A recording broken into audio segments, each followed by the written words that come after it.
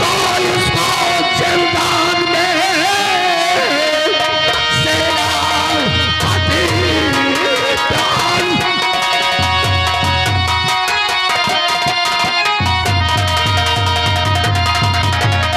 और इसको जिंदान में अरे जबरा जंजीर से इसका सारा बदल अरे सख्त पहरा करो मार बेटों की दो अरे भूल जाएगा ये अपना सारा बदल।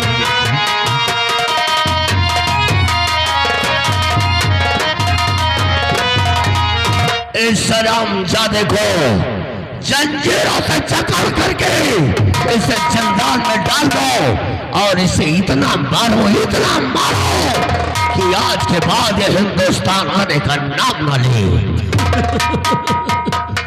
उदयसन शेर जंजीरों में जकड़ा हुआ है तो बहुत उछल कूद मचा रहा है। उदयसन अगर तू मुझे फांसी देना चाहता है तो इसी वक्त मुझे फांसी पर चढ़ा दे। कहीं ये शेर इन जंजीरों से आजाद हो गया तो फिर तुझे कोई नहीं बचा पाएगा। उदयसन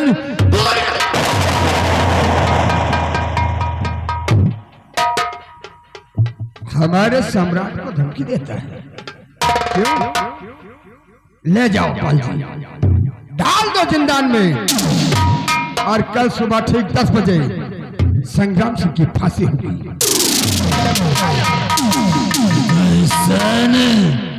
मैं तुझे फिर समझा रहा हूँ, इसी वक्त मुझे फांसी पर चढ़ा दे।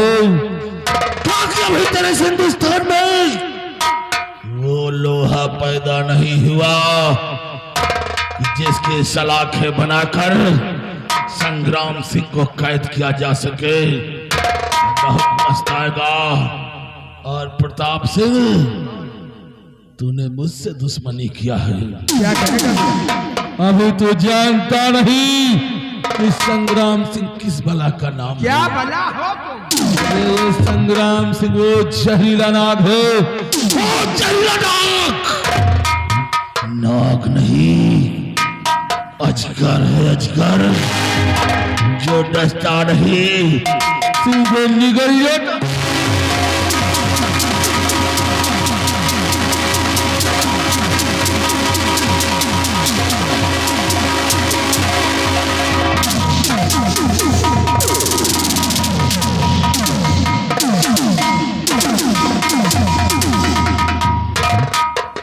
हुजूर, राजमाता जी रात दरबार में आना चाहती हैं।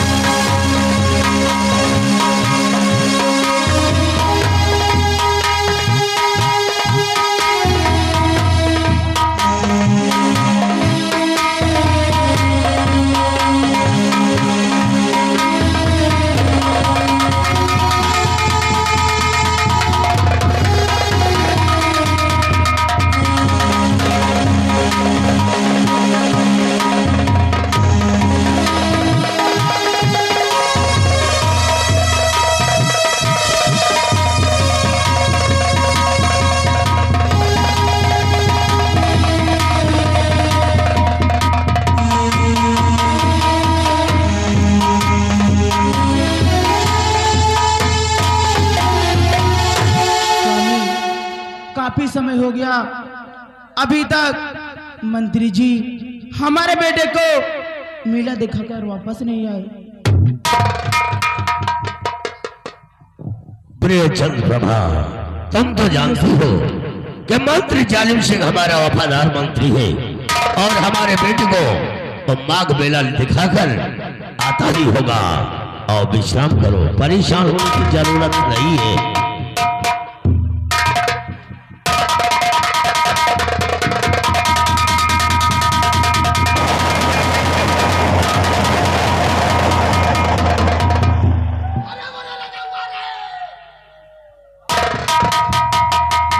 हुआ महामंत्री जालिम सिंह, इतना घबराए क्यों हो?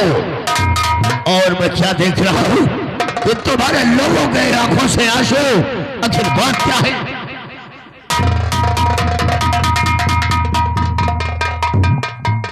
मंत्री जालिम सिंह, आज मैं क्या देख रहा हूं कि तुम लोग अकेले और हमारे बेटे मदन सिंह, क्या बात है? कुछ समझ में नहीं आ रहा, कुछ बोल क्यों नहीं रहे हो? और मुख मंडले सूखा हुआ, अरे चेहरा हुआ है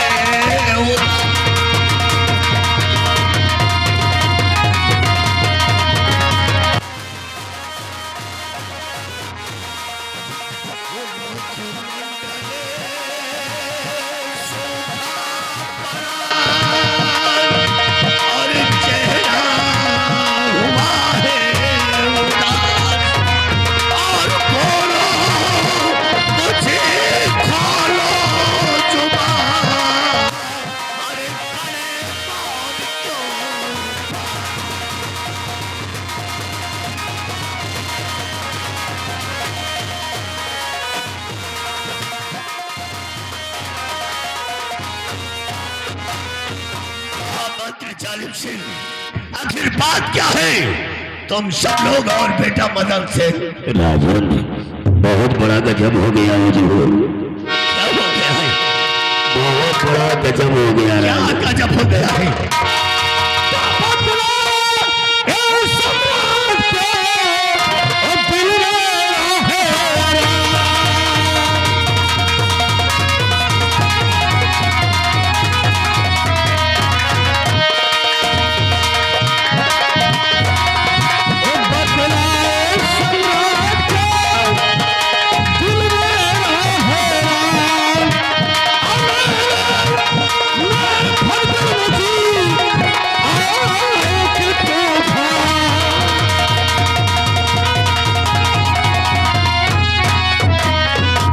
राजन, जैसे ही मेले में स्नान करने की तैयारी होने जा रही थी, अचानक थोड़ी देर में मौसम खराब हो गया और इतना बड़ा तूफान आया, मेले में भगदड़ मच गई। क्या हुआ?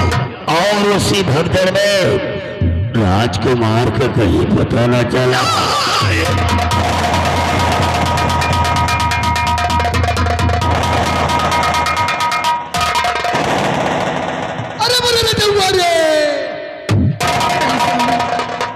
नहीं, मेरा बेटा मेले में गुम नहीं हो सकता, ये कभी नहीं हो सकता।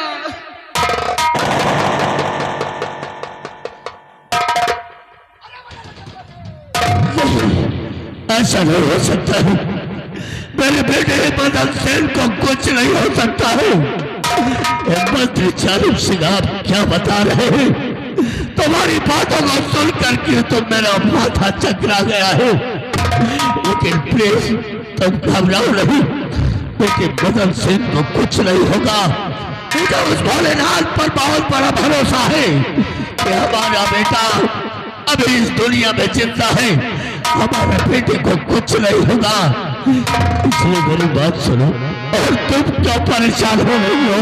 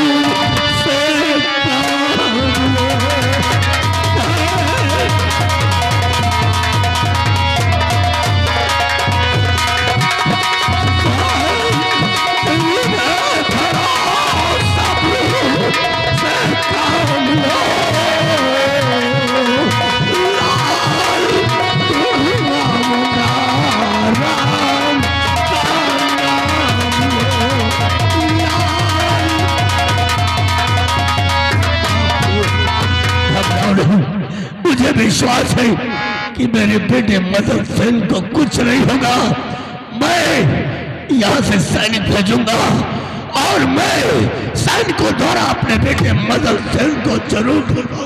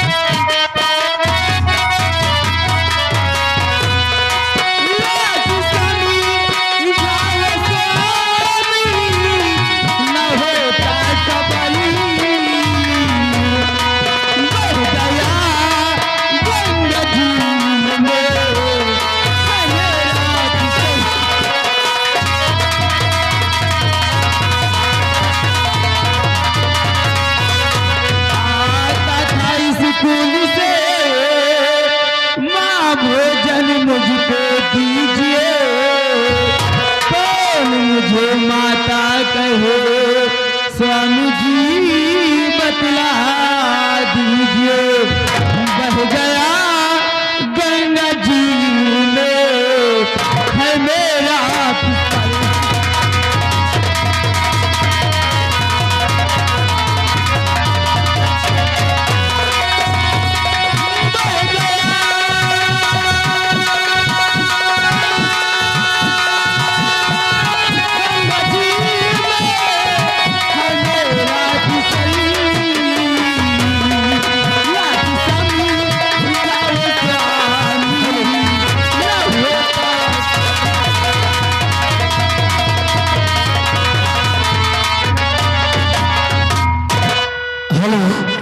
ध्यान दीजिए घर मालिक जी, घर मालिक साहब, अगर आप हमारी आवाज सुन रहे हैं तो सिंगार घर में आ जाए। धन्यवाद।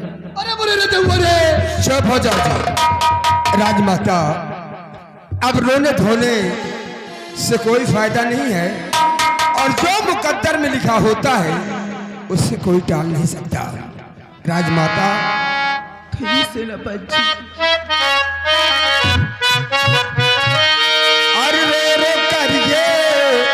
नहीं जस्मी तुम अपने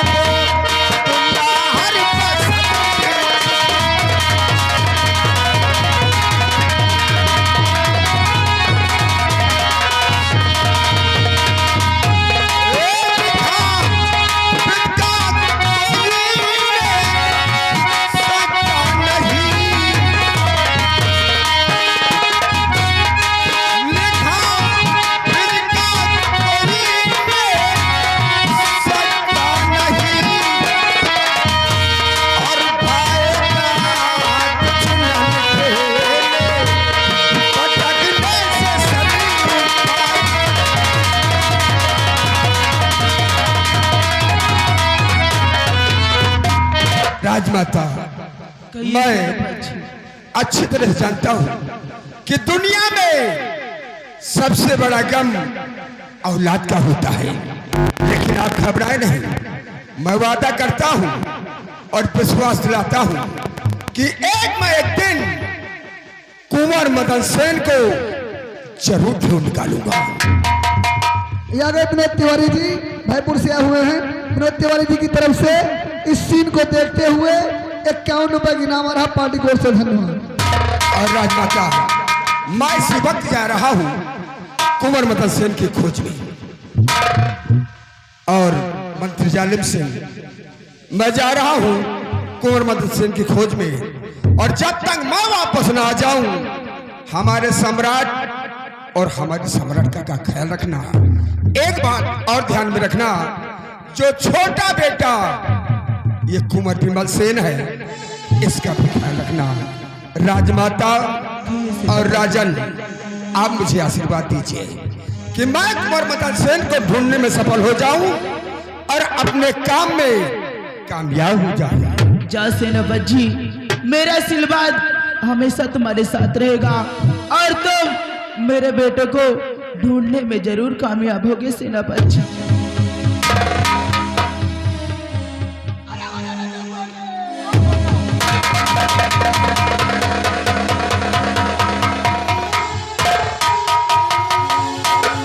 छोटू, मैं तुमसे कुछ पूछना चाहती हूँ। हाँ पूछो।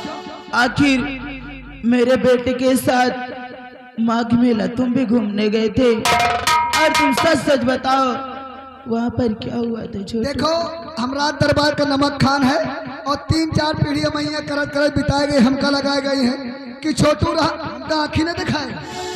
छोटू जहाँ रहे ईमानदारी से कबो झूठ न बोलो, जब छोटू हमका आँखी ने दिखाए।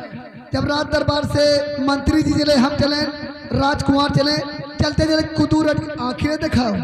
कुदूर अटेन तो राजकुमार भैया कहें, अरे चाचा जी मेला कितनी दूर है? यानी कि हमारे बेटे ने। हाँ तो यही चाचा कहा थे, बेटा जंगल पार करो, आगे मेला लगा हुआ है।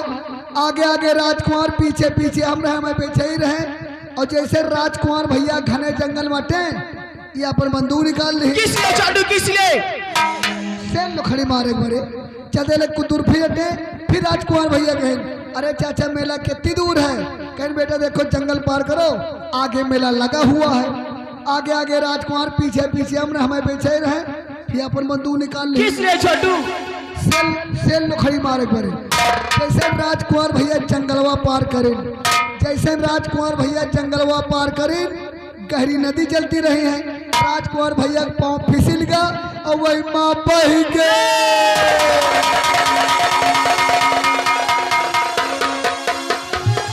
राम सिंह, महाराज और महारानी को ले जाओ, इनका दुख मुझसे देखा नहीं जा रहा। चलिए राजमाता, चलिए महाराज हमारे साथ।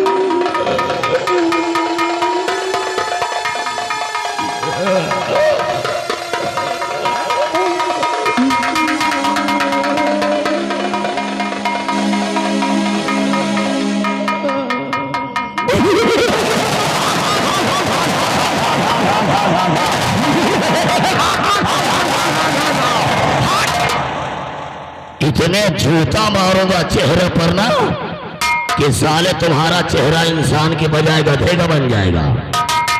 साला उस दिन साला रास्ते में बदतमीजी साला कर रहा था। क्या गए बिंदु सिंह जी? बिंदु सिंह जी जो चाचा जी सामने बैठे हुए हैं, बिंदु सिंह की तरफ से इस सीन को देखते हुए 51 रुपए की नाम, हमका जूतन से मरी हो। क्यों नहीं मारूंगा? वो रास्ता वाली बात भूल गए? कौन बात? वही नाते रिश्तेदारी। हट साले, छोड़वा, ये रास्ता तो बिल्कुल साफ हो गया है और किसी को शक भी नहीं हुआ है कि हमारा ही मंत्री हमारे बेटे का खून किया है। लेकिन अभी जब हम लोग महल में आए हैं ना, आए हैं तो अभी एक नई बात सुना है। अरे वो बात कौन सी है? कि वो एक डाकू संग्राम सिंह वो कहाँ का रहने वाला है, हमारे राज्य को लूटने आया था। अभी 2-4 लोग बात कर रहे थे कि वो अपनी जेल में बंद है। जेल में बंद है, कल सुबह 10 बजे उसकी फांसी है।